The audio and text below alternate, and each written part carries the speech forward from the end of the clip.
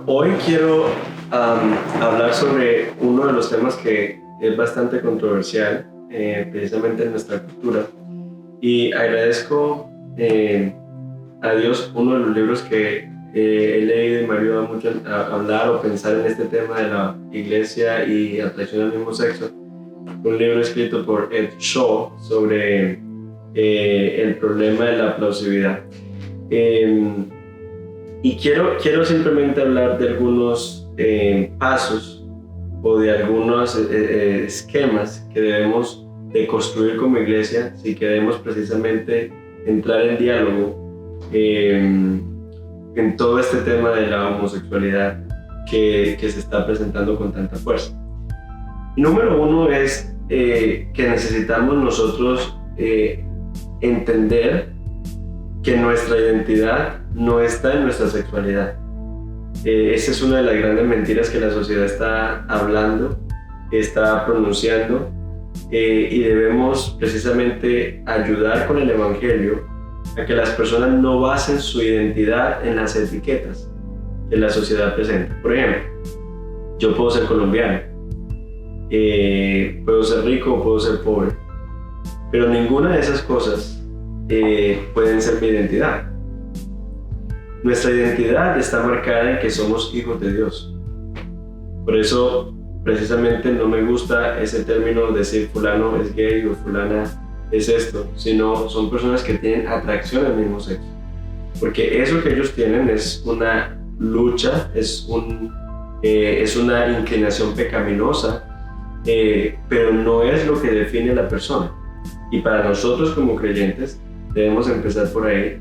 La identidad de nosotros, de ninguno, debe estar tampoco marcada por la sexualidad, sino por la relación que ahora tenemos con Dios. De hecho, nosotros encontramos cómo la Biblia nos llama santos, hermanos, herederos, hijos, y es precisamente en esa idea de ser hijos de Dios que la Biblia pone su énfasis. Lo otro que creo yo que es importante de construir o pensar es en el sobreénfasis que le hemos dado a la familia. Obviamente la familia terrenal cumple un propósito central dentro del plan de Dios en la procreación y en criar hijos que precisamente pueden ser instruidos en el camino del Señor. Pero debemos ampliar ese concepto y poner un énfasis en la familia espiritual, porque como ya mencioné en otros de los videos, Jesús precisamente dice que la familia es aquellos que hacen la voluntad del Padre, y vamos a ver que la descripción que más se utiliza para hablar de la comunidad de Jesús es hermanos, para enfatizar precisamente que la familia es más que una mamá, un papá y dos hermanos, y que se extiende precisamente a esa nueva familia que el Señor nos ha dado en Cristo, en donde nos servimos, nos amamos sacrificialmente como hermanos.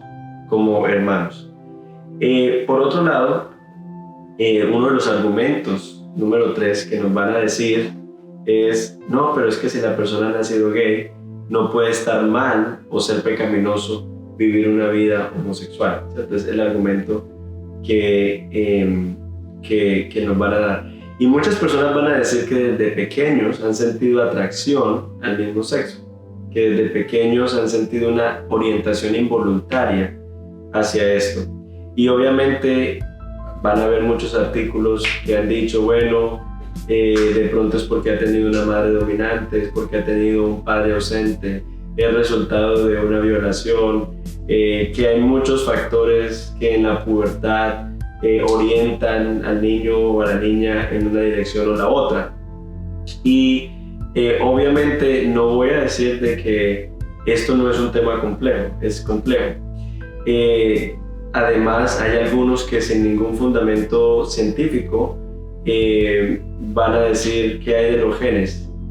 Y entonces se ha tratado de encontrar si hay un gen homosexual. Y el argumento de todo esto busca precisamente es, si hay un gen homosexual, entonces ellos son biológicamente, nacen así, Y si nacen así, todo el debate de nacen o se hacen, si nacen así, entonces sería injusto que no se les permitiera disfrutar de esa sexualidad con la que han nacido.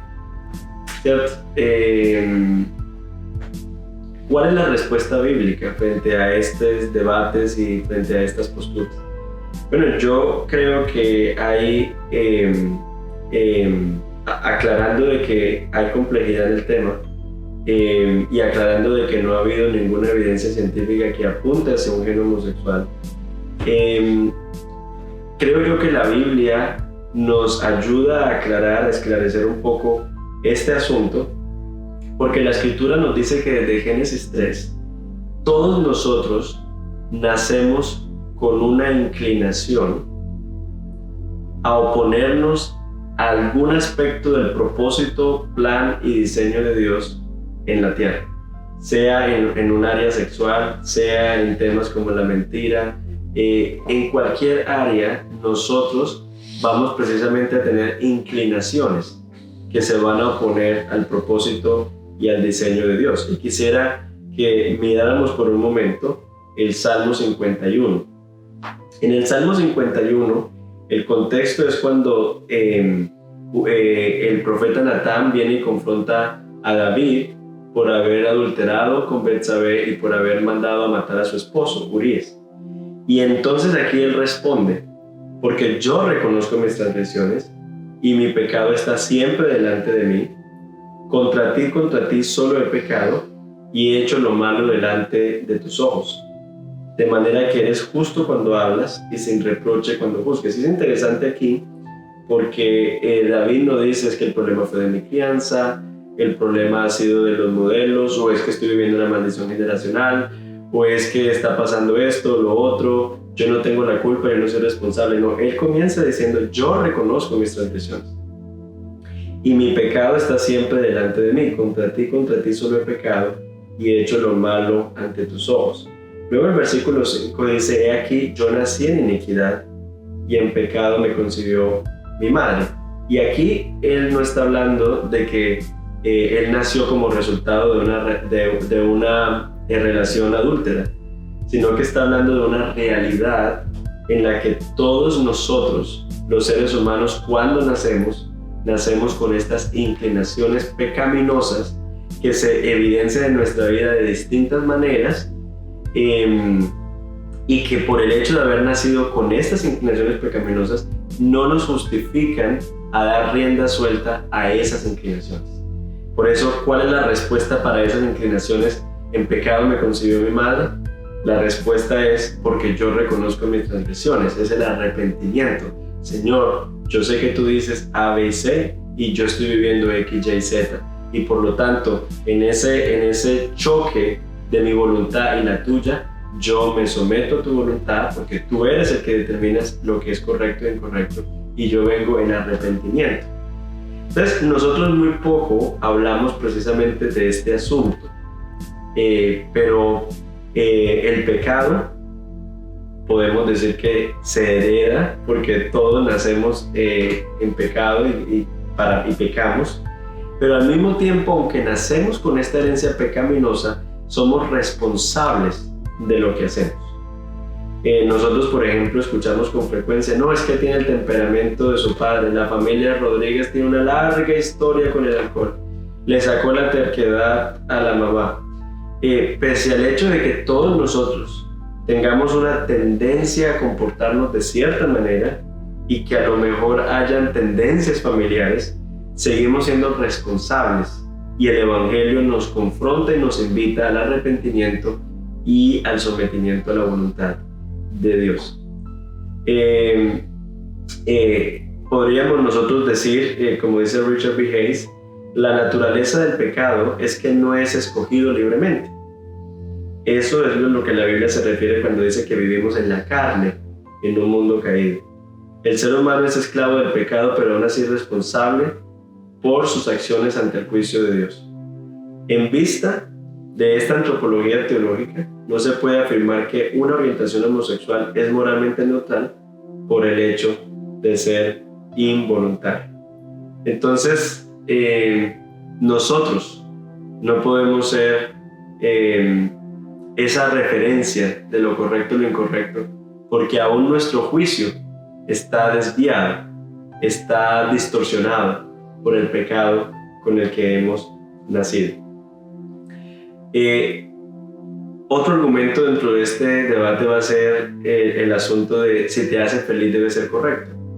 Y ya lo hemos hablado en esta serie de videos, de que la felicidad se ha convertido en el nuevo estándar de lo que es correcto, el que define lo que es correcto. Y creo yo que otra vez la Escritura nos llama en Salmo 19, 7, 11, por ejemplo, nos dice: la ley del Señor es perfecta, que restaura el alma. El testimonio del Señor es seguro, que hace sabio al sencillo. Los preceptos del Señor son rectos, que alegran el corazón. El mandamiento del Señor es puro, que alumbra los ojos. El temor del Señor es limpio, que permanece para siempre. Los juicios del Señor son verdaderos, todos ellos justos. Deseables más que el oro, sí, más que mucho oro puro. Más dulce que la miel y que el destilar del panal. Además, tu siervo es amonestado por ellos. En guardarlos hay gran recompensa. Nosotros encontramos que el gozo, la plenitud y la felicidad se encuentran en hacer la voluntad de Dios. Y esa voluntad de Dios se encuentra en su palabra, que es perfecta. Y miren lo que hace: restaura el alma. El testimonio del Señor hace sabio al sencillo. Los preceptos alegran el corazón. El mandamiento alumbra los ojos. El temor permanece para siempre. Los juicios siempre son justos, deseables. Y miren lo que hace la palabra del Señor: amonesta. La ley del Señor amonesta. Y obviamente cuando la palabra del Señor amonesta, esto normalmente está en conflicto con lo que nuestra carne y nuestros deseos valoran como felicidad. Entonces nosotros nos toca redefinir la felicidad y encontrar la recompensa y el gozo en la medida en que, como dice Pablo en Romanos 12, nosotros renovamos nuestra mente. Un último mito que quisiera tratar es que como parte del nuevo pacto, tanto hombres y mujeres llevan la señal de este pacto, que es el bautismo. Ya no es como en el Antiguo Testamento, que solo los hombres llevaban la señal del pacto, la circuncisión.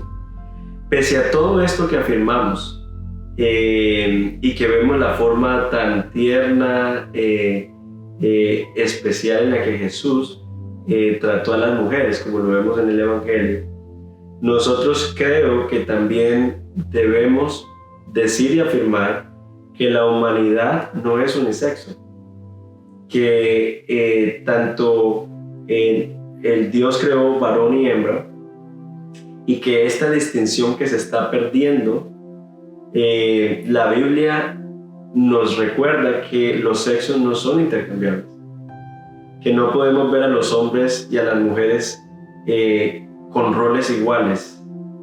El género no es algo que la sociedad construye, pero es algo que Dios nos regala en el nacimiento. Ha sido determinado por Dios. Y como decía ahorita en Génesis 1:27, nos recuerda que la humanidad no es unisexo. Está constituida por dos sexos y cada uno es distinto. Tiene estructura de cuerpos distintos, tiene distribución de cabellos y de genitales distintos. Hay diferencias internas en sus órganos, en el tamaño del cerebro, en algunas estructuras del cerebro. Y todo esto nos lleva a ver de que hay un diseño con el cual Dios ha hecho el mundo, y hay ciertos roles que el Señor nos encarga precisamente para que podamos, como esa imagen que Él ha creado, reflejar quién es Él al mundo.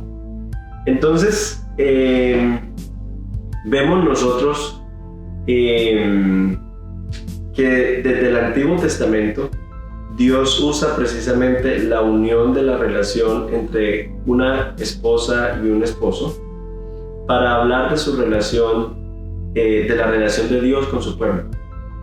Y ahí entra el concepto de la infidelidad, por ejemplo, que se usa tanto en el Antiguo Testamento, en el que el pueblo le es infiel a Dios, y Dios, como ese esposo, viene y le reclama al pueblo por su infidelidad.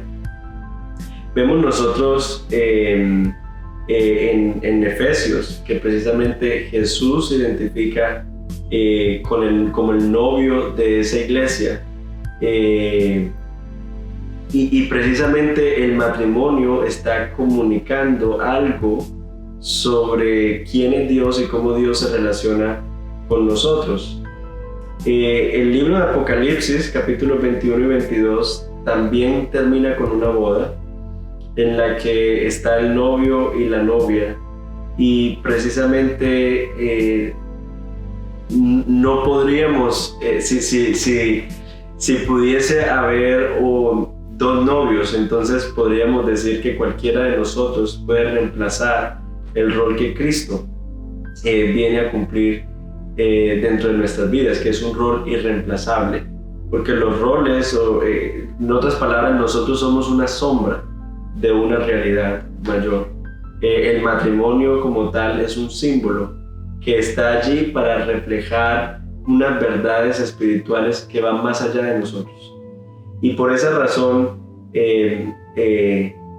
nosotros como iglesia somos identificados con la novia, pero él como el novio, su rol no puede ser reemplazado por ningún otro.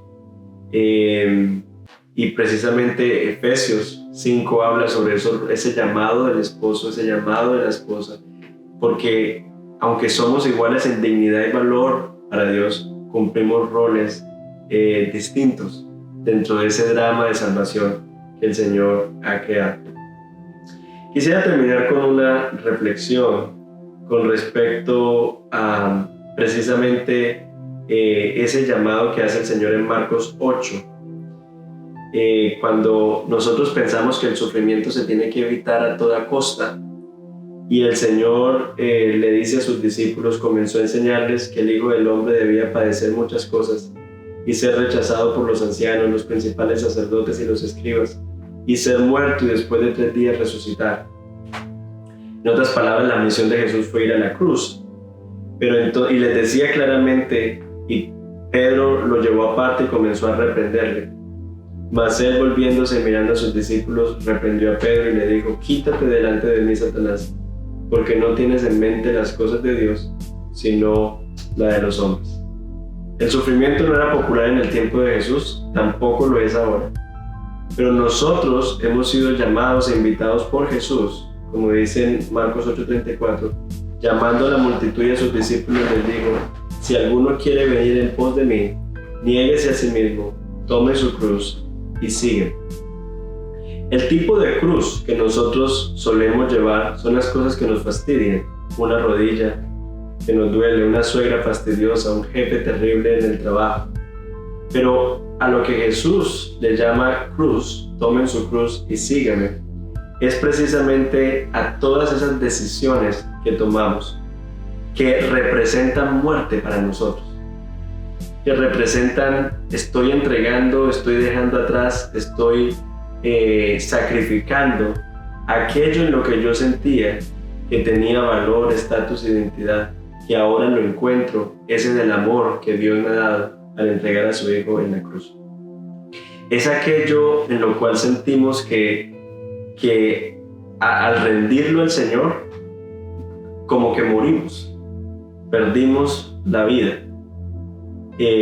A eso es a lo que Jesús en Marcos 8:34 dice, si alguno quiere, niéguese a sí mismo, tome su cruz y sígueme. Y continúa Jesús diciendo, porque el que quiera salvar su vida la perderá, pero el que pierda su vida por causa de mí, el Evangelio la salvará. Pues ¿de qué le sirve a un hombre ganar el mundo entero y perder su alma? Pues ¿qué dará a un hombre a cambio de su alma? Porque cualquiera que se avergüence de mí y de mis palabras en esta generación, y ojo a la descripción, adúltera y pecadora, el Hijo del Hombre también se avergonzará de él cuando venga en la gloria de su Padre con los santos ángeles.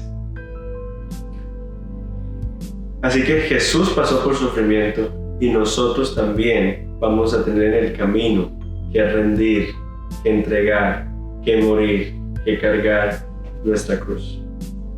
En 2 Corintios 4:7 dice, pero tenemos este tesoro en vasos de barro, para que la extraordinaria grandeza del poder sea de Dios y no de nosotros. Afligidos en todo, pero no agobiados, perplejos, pero no desesperados, perseguidos, pero no abandonados, derribados, pero no destruidos, llevando siempre en el cuerpo por todas partes la muerte de Jesús, para que también la vida de Jesús se manifieste en nuestro cuerpo. Porque nosotros que vivimos, constantemente estamos siendo entregados a muerte por causa de Jesús, para que también la vida de Jesús se manifieste en nuestro cuerpo mortal. Así que en nosotros obra la muerte, pero en vosotros la vida. Así que es en esos esfuerzos, en esas decisiones radicales de morir, que tenemos nosotros como comunidad, que podemos también ser un ejemplo para otros, porque somos una comunidad en la que todos estamos muriendo y en la que todo aquel que llega se da cuenta que no son las cosas que este mundo nos ofrece las que nos dan felicidad, sino en la relación que tenemos con el Padre y cómo Jesús se vuelve nuestra cabeza, se vuelve aquel que lo llena todo en todo.